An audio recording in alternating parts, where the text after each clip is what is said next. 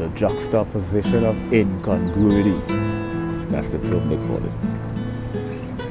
Juxtaposition of incongruity. You know? Merging of the incompatible. Merging of the incompatible. Taking two things that are mutually exclusive, placing them side by side and finding a single common denominator they share. Juxtaposition of incongruity. What juxtaposition of incongruity does is it creates a sort of absurdity. Juxtaposition of incongruity is kind of surrealistic. What I mean is it's too big, pretentious, jargonic term. Those jargonic terms pretentious. Juxtaposition of incongruity. Basically, you place two objects or two images or two concepts that are mutually exclusive and share no commonality whatsoever, side by side.